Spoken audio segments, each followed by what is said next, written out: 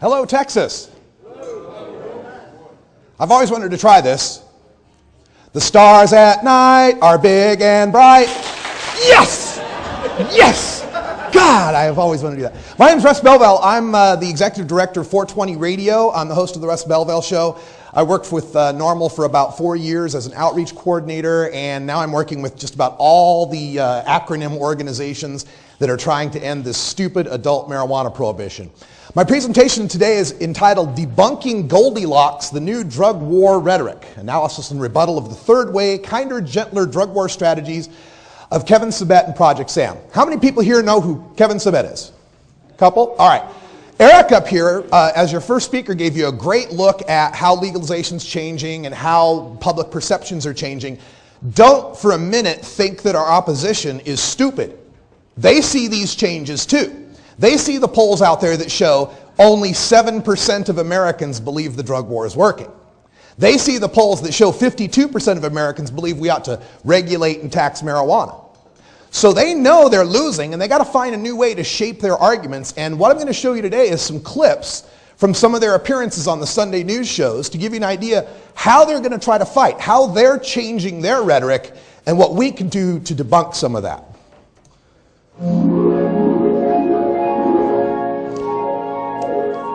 I call this the Goldilocks frame. What's going on with the war on drugs rhetoric from their side at this point is they realize they're in the extreme. They realize they're the minority. They realize people don't buy what they're selling anymore. So what they're trying to do is to also paint us as an extreme. Their goal with this third way rhetoric is to try to say, well, locking people up, that's too hard. But legalizing is too soft. But forcing you all into rehab and P-tests, that's just right. And of course, a lot of these people are backed by the rehab industry that wants to turn that pipeline from, the marijuana smoker into the jail. They want to turn that into a pipeline of the marijuana smoker into the rehab center. So we're going to talk a little bit about that.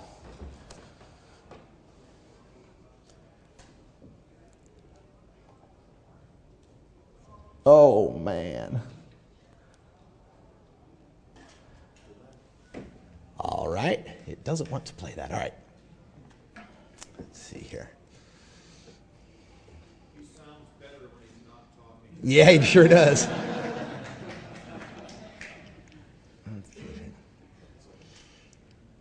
Fortunately, I have notes on this, and so we will.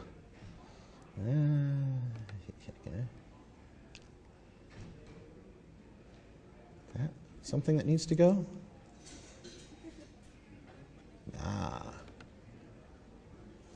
I apologize for this. Running it off a USB stick isn't always the best thing. All right, so we'll just see if we can make this one. Yeah. All right. Well, I will just have to ad-lib this one. All right, so this is Kevin Sabet. He's from Project Sam, and what he sets here with the Goldilocks frame is this idea, one of the quotes that he says is, for too long the debate has been lock 'em up or light 'em up, right? That he's going to present a new third way that is a method here of continuing the drug war without all of the downsides of it, the racial disparities, the terrible long incarceration sentences. But this is a false dichotomy that they're setting up, something that we in rhetoric call a straw man. They're trying to paint it as if there's only two choices, lock them up, line them up, or prohibition, that are both extreme, and then they can come in as the cavalry, ride in and say, hey, we've got the sane solution. We're the rational adults in the room. But the true dichotomy is really this. Either adults are punished for using a substance safer than alcohol, or they are not. That's it. And they still advocate for punishing people that use a substance safer than alcohol. The way to counteract this is an extreme, we're the middle ground, is to don't let them out of that frame. Put them back into the extreme frame. When I talk to Kevin Sabet and people like this that bring this kind of dichotomy up, I always bring it back to the personal. Why do you want to put me in a cage? Oh, no, we don't want to put you in a cage. We just think, no, I smoke marijuana every day. I'm the guy you're talking about who is the everyday smoker. Why do you want to put me in a cage? Well, we can't say, you specific. No, me specifically, Kevin. Why do you want to put me in a cage? They can't run away from that argument because everything they've got in their arsenal is about arrests and then have a screening, an evaluation, a rehab, P-tests, and if you fail them, you go to jail. Keep bringing it back to eventually you put a pot smoker in jail because they're not running away from that at all.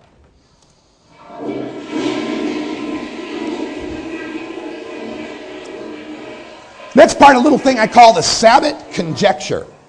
One of the big selling points that we've got with marijuana legalization right now is the economic selling point. You know, everybody's looking at their bottom line and realizing that, hey, if we tax and regulate marijuana, we can make some money off of these people. Now, one of the ways that Kevin Sabet likes to try to fight against this, and this is Patrick Kennedy, by the way, former Rhode Island representative, who crashed his car high on OxyContin and alcohol in 2006 and was given a ride home by the cops. But anyway, Patrick Kennedy brings up this point that we have alcohol and it's legal, and we have tobacco and it's legal, and we raise about $40 billion every year. $40 billion.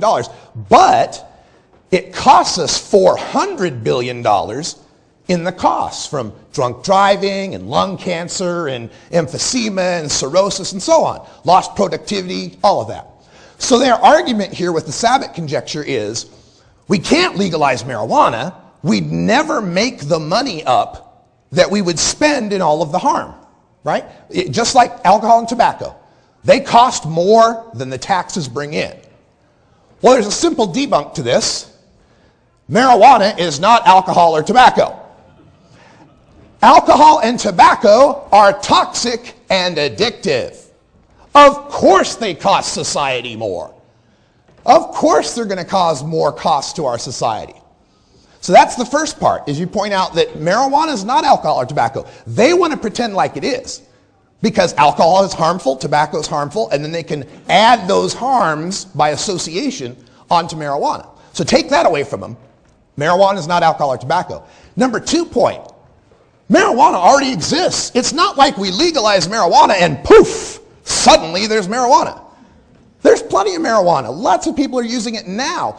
So if there is a cost, and I don't think there's much of a cost, but if there is, we're paying it now, aren't we?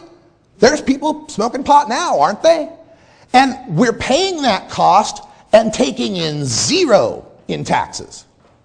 So if there is going to be a cost for marijuana, why not at least tax it and get some of the revenue or all of the revenue back for the costs? And finally, we're spending money trying to prohibit marijuana. We're spending money. So it's not even the fact that we're not taking in taxes. We're putting out money in a futile attempt to try to stop people from smoking marijuana.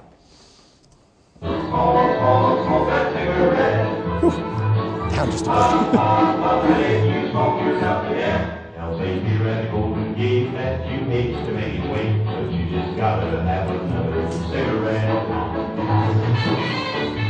I didn't expect it to be so loud. Sorry about that. I bring this up too because this is a third point that they make in their attacks, is they want to scare people about the possibility of corporatized, marketed marijuana.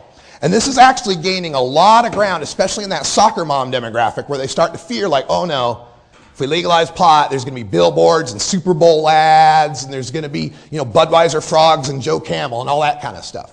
In fact, Patrick Kennedy, that's one of his big things. On this particular Sunday show, he was saying, next thing you know, we're going to wake up, there's going to be another big tobacco. It's going to be called big marijuana, and it's going to go after your kids. It's going to market to your kids, because we know what big tobacco did.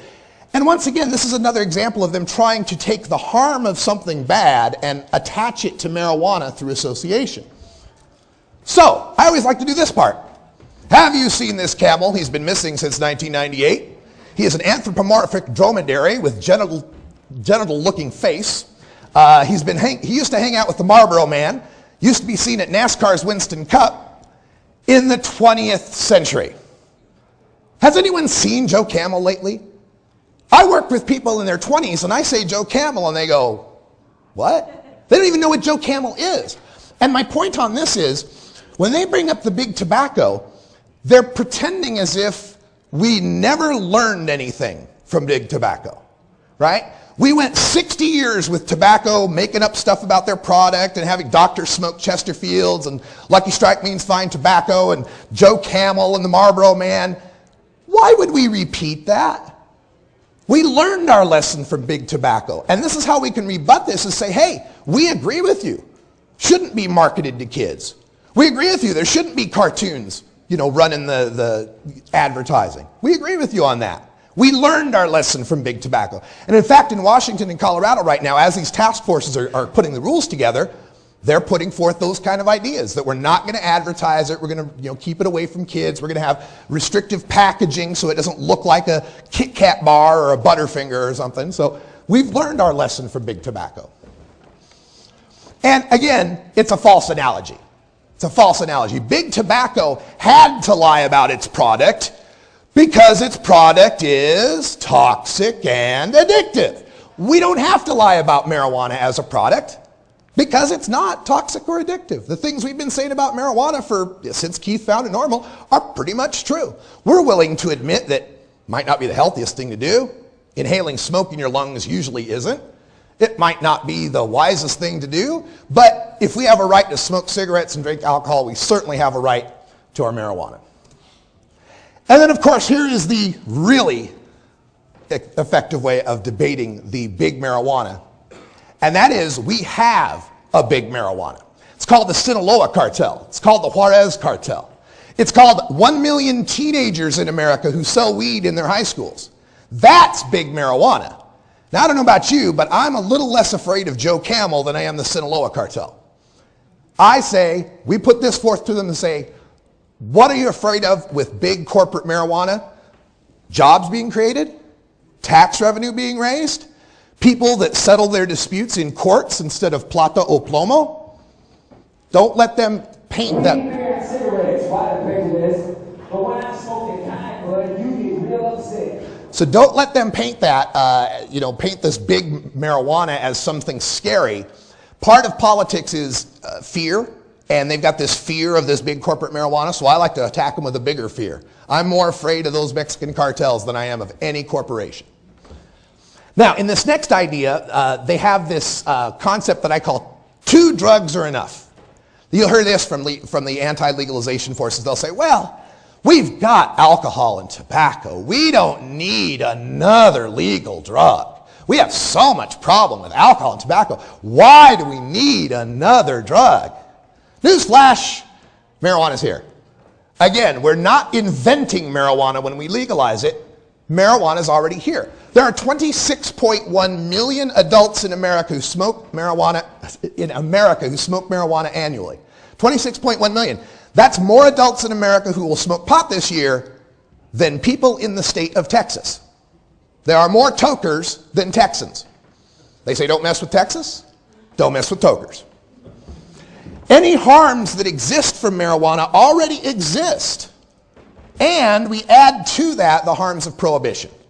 That was something that was mentioned in a previous talk here, is we got to convince the American people we don't have a marijuana problem, we have a prohibition problem. And again, there's nothing new about marijuana. The only question is how it should be controlled. I always like to bring the debate back to the market aspect of it because Project Sam and Kevin Sabet don't have an answer for this. They're all about the user. If we catch the user, we'll send him to rehab. All right, what are you going to do with the guy that grows a plant? Well, he still goes to prison. What do you do with the guy that sells an ounce? Well, he still goes to prison. They don't have an answer for the market. And there is only one answer for the market, and that's legalization. No matter how much we may like or dislike marijuana as a society, we cannot repeal the law of supply and demand. So long as 26.1 million people are demanding it, someone's going to step up to supply it. Should it be murderous Mexican cartels, or should it be tax-paying, job-creating businesses? Always bring the debate back to the market because they can't answer that. So this notion that we're going to give the green light of permissibility for people to think, oh, it's harmless, go ahead and experiment. Now, we know kids have access to this anyway, but we shouldn't be adding fuel to the fire. Shouldn't be adding fuel to the fire because, if we made marijuana legal, everybody would think it's okay. Because if a drug is legal, it's permitted by society and everybody loves it and wish that you would smoke and use it more often, right? Like tobacco. How many tobacco smokers we got? Do you feel like the government thinks your smoking is okay? Do you feel like they're saying, yes, everybody smoke cigarettes, it's a wonderful thing? No, you can have a legal drug and still have societal disapproval of it, but we don't have people shooting up the streets over Marlboros and Camels. We don't have cartels running our tobacco industry.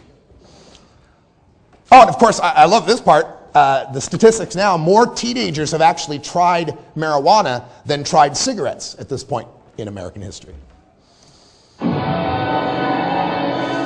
And now finally, I have to apologize. I was at the Baker Institute in Houston last year. I was debating Kevin Sabet. And before the debate, there was a dinner. We all got together and got to have a nice little dinner. And I got to talk to him. And I was kind of making this joke about, yeah, I'm glad you're somewhat sensible. I was kind of buttering him up. Glad you're somewhat sensible. You're not like those crazy drug warriors who say, oh, this isn't your father's Woodstock weed. And he went, oh, that's good. And he has been using it ever since. So I apologize. I keep forgetting drug warriors aren't that creative. We're the creative, talented, intelligent, attractive ones. And I gave him a freebie, so I'm sorry. Let's see if I got this one here. Yeah, so there's a Kennedy there saying, this is not your father's Woodstock weed. This is not the marijuana that you smoked innocuously in your dorm rooms back in the 60s. Today's marijuana is 6 to 7 to 8 times stronger than it was 20 years ago. Really? 20 years ago was 1993. That's when Snoop Dogg dropped Doggy Style.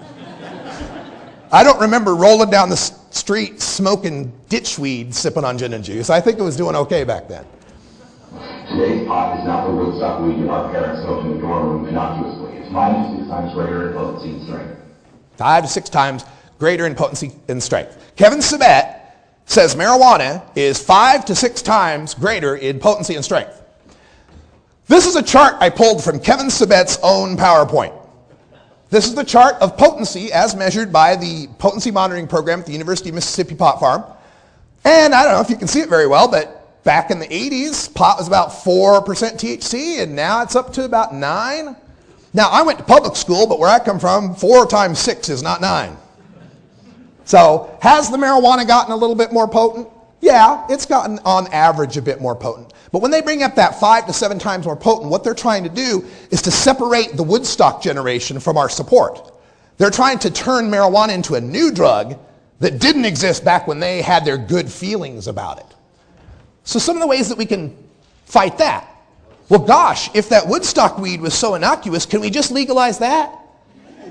You know, like we legalized 3-2 beer when Prohibition first ended. It started with 3-2 beer, and then it went up. We had better beer and liquor and so on as time went on. So, Kevin, if it was so innocuous, can we legalize 3-2 beer, 3-2 weed to start, I guess, whatever the equivalent of that would be? And again, don't let them conflate marijuana with alcohol. This whole potency thing is built on this idea. A lot of people, most people don't smoke pot. You know, Keith was mentioning that, right? So when people have to hear about marijuana and its effects and the laws and everything, they have to analogize it in their brains to something they know. And what they know is alcohol. So, and we've kind of been part of this too. We keep saying treat it like alcohol, treat it like alcohol. So they've got alcohol in their mind and they think, well, gosh, if I drank a quart of beer, that would be okay. But if I drank a quart of whiskey that's more potent, I'd probably die. And that's where this potency argument's happening. They're trying to convince people that somehow more potent marijuana is more deadly or more dangerous or changes you somehow. Don't let them get away with that either. Where are my older tokers? Panama Red, Thai Stick, Maui Wowie, Acapulco Gold. There's always been potent marijuana, and y'all didn't go crazy, did you? Well. And the other important thing is to help people understand that don't smoke marijuana, what its pharmacokinetics are, and that's just a big fancy $20 word for how it gets you high. People, when they drink alcohol, you have a drink, it's a good drink, have another drink, it's a good drink, have another drink, oh, it's a good drink, oh man, I'm drunk, right? It comes on after a while. Smoking pot, oh, you feel it immediately. And the more that the people who don't smoke marijuana can understand that marijuana is what we call self-titrating, you can feel its effects relatively immediately, the more people that don't smoke pot that know that, the less they can make this stick. Because, well gosh, if it's more potent and you feel it immediately, Used to be, you know, back in the day, you'd smoke a joint of some average marijuana. It was, oh, okay, I'm high. Today's marijuana, oh, I'm high, right? But you're still getting to the same place. And the more that our opponents and the more that, you know, the average public can understand that, the better.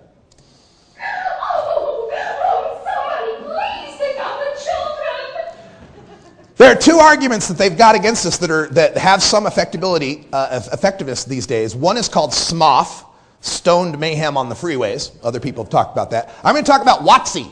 What about the children? Because when you bring up the children, all logic shuts down. Any parent will tell you, if your kid's hurt, if your kid's in danger, the last thing you're doing is calculations and logical thought. You're running to help your kid. And so they're going to use this. They're going to pound this. Oh my God, we legalize. It's going to be bad for the kids. It's going to be bad for the kids. You know that 1 out of every 6 kids that try marijuana will become addicted to it. Okay, that's not 6 out of 6, but that's probably something funny to worry about.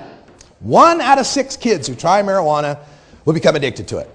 I have to question the word addiction in this sentence because addicted, in his definition, is an adult who uses marijuana. That's an addict, you know. So anybody who drinks a beer is an addict, I guess. Now, about 4.4 million teenagers have tried marijuana, but there are 10.6 million adults that are using marijuana over 100 days a year. So if every year there's a cohort of teenagers, 4.4 million of them every year, and 1 out of 6 of them are getting addicted, by now wouldn't there be more than 10 million people smoking pot all the time? Those numbers don't work. They don't add up. In fact, there's some great charts you can show of the, I don't have them on this slide, but of the age at which people smoke pot. And it goes like age 15, 16, 17, 18, 19, 20, and then it just drops. So much for the addiction, right? Most people smoke pot when they're young and rarely continue to do it in the rest of their life. And the other thing about the what about the children, I talked about how you have to flip fear on them. They're playing a fear card on you. Oh my God, what about the children? Flip it. Yeah, what about the children? Did you know that 44% of kids know someone in their high school that deals drugs? 2 out of 5 kids, more than 2 out of 5, know someone in their high school that deals drugs. And on the menu, 91% of the time is marijuana. 1% of the time they can get booze. So what about the children? Why are we letting the children have an open-air, free marijuana market in their high schools? How come the children aren't able to get cigarettes and alcohol so easily? Why is it that when I was in high school, and I think I've got this on a slide here, this is a great chart, and there's another over there, you might be able to see it. That blue line up along the top is the lifetime alcohol use of 12th graders, mapped all the way back to 1976. The red line is tobacco use, lifetime. Have they ever tried tobacco? And the green line, the light green line there, not this dark one, but this lighter one, is lifetime use of marijuana. Have they ever tried marijuana? Now, when I was in high school in the early 80s, like 82 to 85, 90% of my schoolmates had tried alcohol. 9 out of 10 kids I went to school with drank. 7 out of 10 kids I went to school with smoked tobacco. And about 6 out of 10 smoked pot, although I was not one of them. Nowadays, the kids graduating, 7 out of 10, not 9 out of 10, 7 out of 10 have drank. Over the past generation, we've gotten 2 out of 10 kids to never try alcohol. We didn't arrest a single adult to pull that off.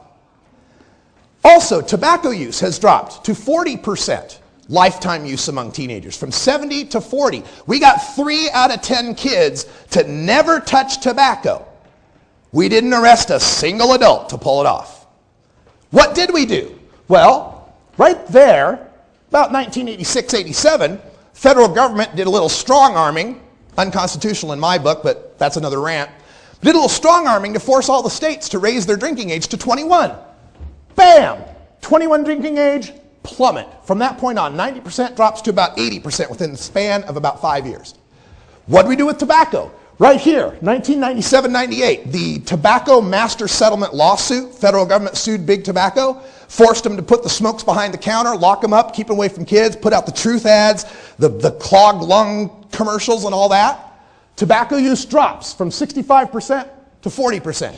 We have proven There are ways to get kids to stop using or even trying toxic, addictive, legal, highly regulated, very marketed drugs without arresting a single person to do it. Certainly we can do that with marijuana.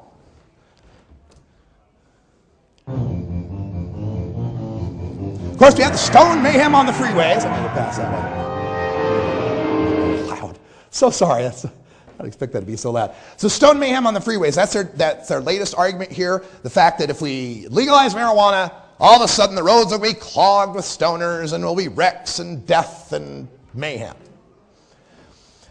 Well, one nice effect of legalizing marijuana in Washington and Colorado is that we've been able to actually see what happens with driving when we legalize marijuana.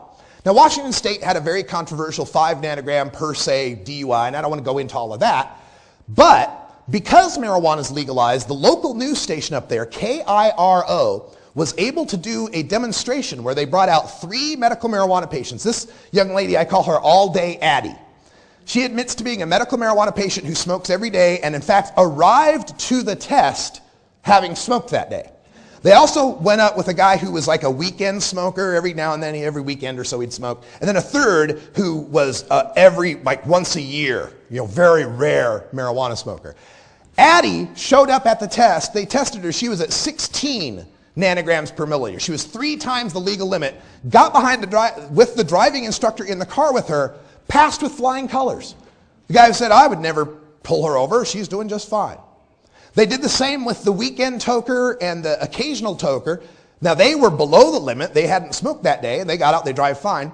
And then what they did is every 20 minutes, they gave these 3 people a 0.3 gram bowl of marijuana to smoke and then put them out on the course again. Addie at 0.3 drove fine. At 0.6 drove fine. At 0.9 drove fine. She was 1.5 grams into her marijuana, or I'm sorry, 0.9 grams into her marijuana smoking. 3 bowls over the span of an hour. 11 times Washington's legal limit. She was at like 56 nanograms per milliliter. And she drove very well. In fact, the cop, they had a DRE cop that was watching this as she was driving around, and they asked, well, would you pull her over? And she said, borderline, she was okay. Can you imagine any police officer watching a person driving at 0.88 blood alcohol and saying, oh, it's borderline, he's driving okay? Would never happen. So we have this advantage now that marijuana legalization is passed. When they throw all this driving stuff at us, now we can actually do the statistics and the testing and the study to prove what we all know. Marijuana smoking, as far as danger on the roadways, is on a long list of about 15 things, and it's probably about number 14, behind texting on your cell phone, eating something, smacking your kids in the back, whatever else it might be. It's not harmless. There is a risk. But Paul Armentano, in the presentation he did last week at Aspen, showed that there was like a 1.08 crash risk ratio with pot smokers. 1.08 just means, 1 to 1 would be even chances. So this is like a 1.08 to 1. A small chance, right? Antihistamines and penicillin came out at 1.12. People were more likely to wreck on penicillin and antihistamine than they were on pot. Also, we can look at traffic fatality rates.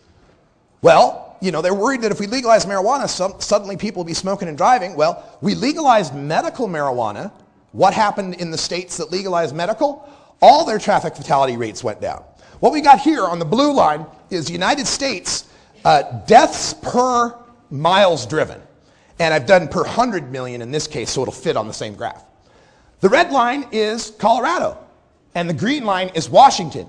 And all of their traffic fatality deaths have plummeted, have dropped. Now, it's not all, I'm not saying marijuana made the road safer. Lots of things made the road safer. We got seatbelt laws and, better patrols and so on. But if legalizing medical use in Washington and Colorado made things worse, it's not showing up on the graphs. And for comparison's sake, I put Texas in. Texas is that solid line, kind of at the same level as the red one with Colorado.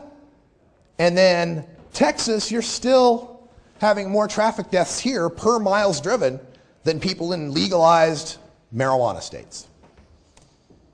And my final thing on that, you know about Marinol, right? 100% THC capsules suspended in sesame oil, Schedule 3 by the federal government. Because THC in a plant is dangerous, but when you put it in a pill, it's magic. This is the warning on a bottle of Marinol.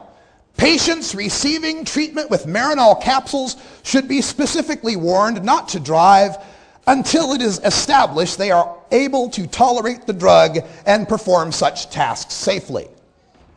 So apparently when it's in pill form, I can be trusted to judge my impairment and whether or not I can handle the forklift. But if it's a plant, well, you're in automatic danger. Most people will recognize that makes no sense. So you just say right here, the federal government themselves, when it comes to THC, says, if you can handle it, you can handle it. Final thing on this, believe this is the last one here, when they attack medical marijuana. Medical marijuana has been the biggest thorn in their side because who can look at a person in a wheelchair, a person with cancer, and say, no, you need to suffer. You should just suffer. It's really hard to do. And they know they've lost this argument. They know that about 80% of the American public supports medical marijuana. So what they're trying to do right now is they're playing what I call run out the clock. You know football. This is Texas, right? You got the lead, run out the clock until the game's over. They're trying to run out the clock on plant medical marijuana until they can get pill medical marijuana or spray medical marijuana or inhaler medical marijuana, whatever it might come in. They want to find a way to take the smoking out of it. It's the thing they hate the most, and the high out of it. And that way, once they've pulled that off, they can give you a medical marijuana that takes care of all the patients and provides no incentive for them to have a raw plant. Kennedy, one of his little statements, they like to make this little statistical thing. They like to say, well, you know, in Colorado and Oregon, 90% of the people getting medical marijuana are just getting it for pain. They don't have real diseases like cancer and AIDS and all that. Because, you know, pain is no big deal, right? Well, here's their little statistical trick that they're doing. In the Oregon registry, when you register for medical marijuana, we got 55,000 patients. 52,000 of them are registered for pain. Oh my God, that's 90%. What they don't tell you is you can register for more than one condition. So if you have cancer, you think there's some pain involved? Got AIDS? You think there might be some pain involved? Got epilepsy? Could there be some pain involved? Most of these pain people they're talking about have a condition other than just pain. And when it comes to pain and marijuana, and this kind of shows you the example, right? These would be the people that have pain, and then these are all the other conditions on the Oregon program. It's a little math trick they like to do. What he's doing is he's dividing 51,000 by the total number of patients, 54,000, but the total number of conditions is close to 80,000. Pain only makes up 2/3 of the conditions that are actually being treated. And then they have this, a line that they say over and over again. You'll hear this from Project Sam all the time. We don't smoke opium to get the benefits of morphine. Why should we smoke marijuana to get the benefits of cannabis? They like to go morphine, opium kind of thing. Well, again, marijuana ain't opium. First of all, you're allowed to grow opium poppies in this country. You can actually grow them for decoration. Opium is highly addictive. And if a bomb went off and my leg was blown off and the only thing next to me was an opium pipe, you're damn well bet I'm going to smoke that to deal with the pain. The reason we don't smoke opium is because we have morphine. We don't have the morphine of marijuana yet. So what Kevin Sabet is doing when they say this kind of thing is, you cancer patients just need to wait just a little longer. Just suffer just a little longer. We can't have you smoking a joint. Just suffer a little longer till we can get these pills figured out. And don't let them stick with the smoking part of it. Marijuana can be vaporized, cooked, made into tinctures, made into oils. They also like to say, well, no medicine is smoked. And that's true. No medicine is smoked, but lots of medicines are inhaled. Nasal sprays, asthma inhalers, because that lung to blood to brain is a very effective way of dosing medicine.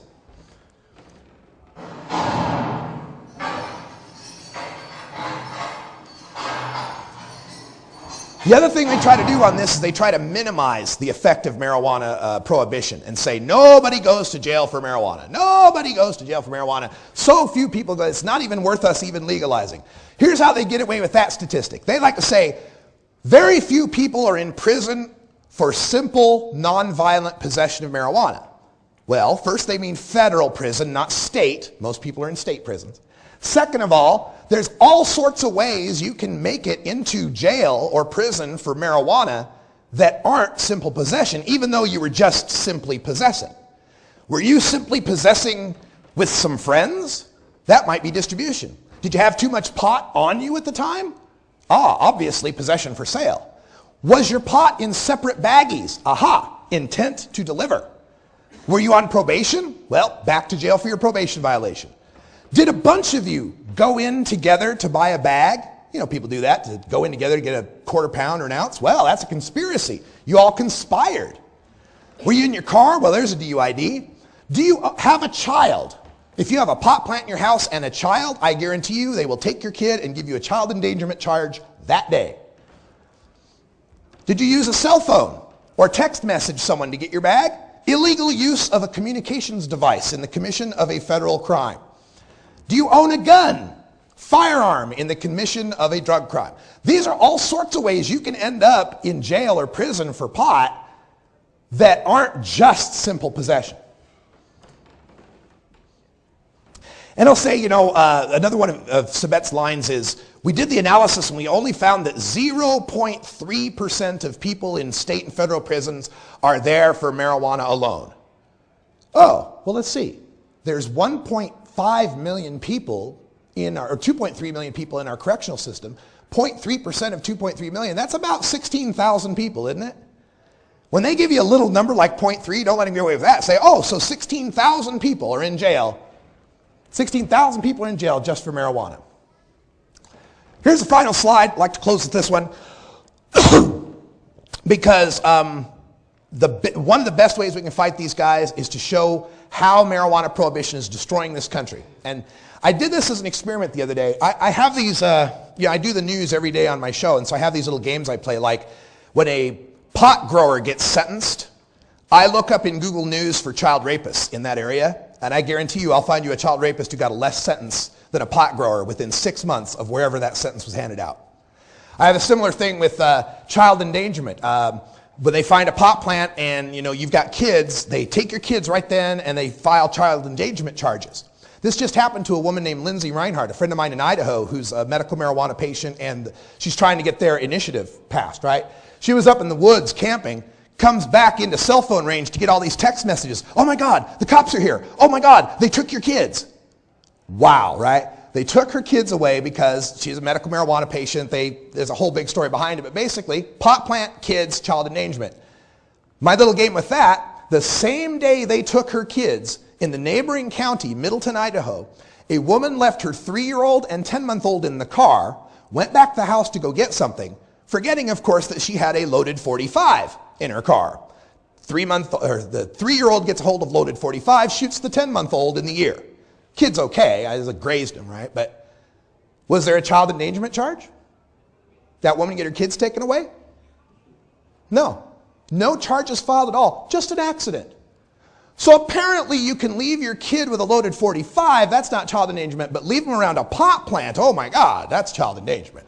So I'm going to end with this slide here, and this is, it was Gil Kurlikowski, our drug czar, was in Milwaukee, Wisconsin, talking about his, we support treatment. We're not about the drug war anymore. So he was going off on this, and I thought to myself, when they talk about the arrests and the effects of the drug war on people, I thought it might be interesting to see who gets arrested.